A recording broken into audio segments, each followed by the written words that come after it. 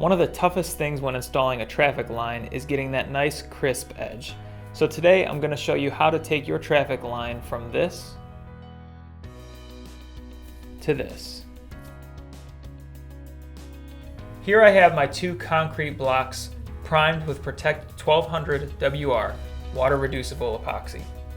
I also have my tape lines for my traffic line, and what I want to do is try to eliminate that bleed or that traffic line material bleeding under the tape. So first I'm going to press down the tape with a 3-inch roller. This isn't the best method, this isn't the worst method, but it's what I see most often done on job sites. Now, we know that this doesn't create a perfect seal between the tape and the concrete.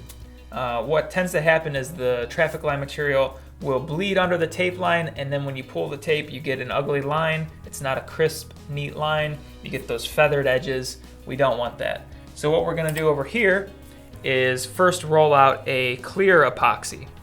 And what that's going to do is fill in all the gaps where the tape doesn't seal to the concrete perfectly.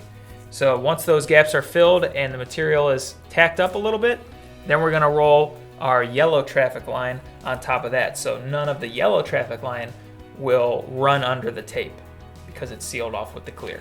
Over here we're just going to do no clear and just do yellow traffic line right over top of this and see how much worse it looks, see how much of those frayed edges we get. So I'm going to lay down a fast set epoxy as my clear. Now the material you use for this depends on what you already have on the job or how you're going to be doing your traffic line. If you're going to be using 2600 urethane, you might want to go 2600 urethane clear and then your yellow. If you're doing polyaspartic, you might want to go 4100 or 4300 clear and then your yellow. It all depends on what you're already working with on the job.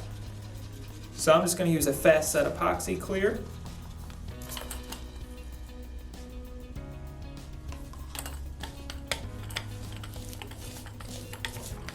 And just the most important part is right on that tape line.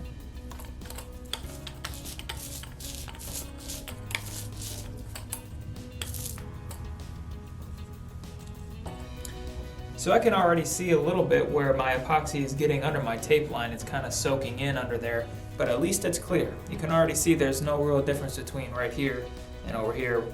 It's just going to look the same when I pull the tape. Now, how long you let this sit kind of depends on what material you're using for your clear coat. If I'm using a thicker epoxy like the one I just put down, I don't want to wait too long to pull the tape because the tape will be too hard to pull and it'll be just a nightmare. Something thin like a 2600 or something like that, you have a little bit longer to wait because the tape still should pull pretty easy if it does start to tack up too much.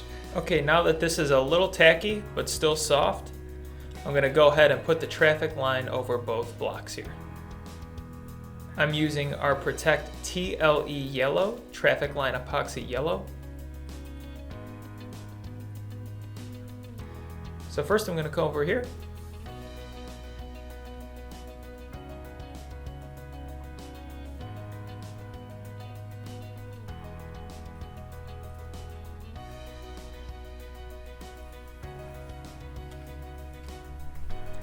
And over here on the one we've already put the clear on.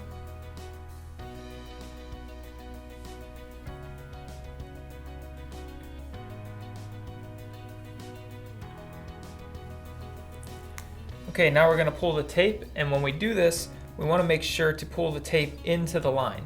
If we pull the tape away from the line, we're more likely to stretch out some of that sticky material and get it on the concrete instead of into the yellow line.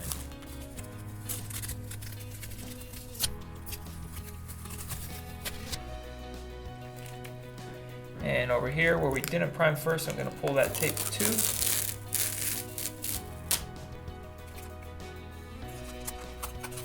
And if you do it this way, you're more likely to pull material onto the concrete instead of into the line itself, but I just wanted to demonstrate.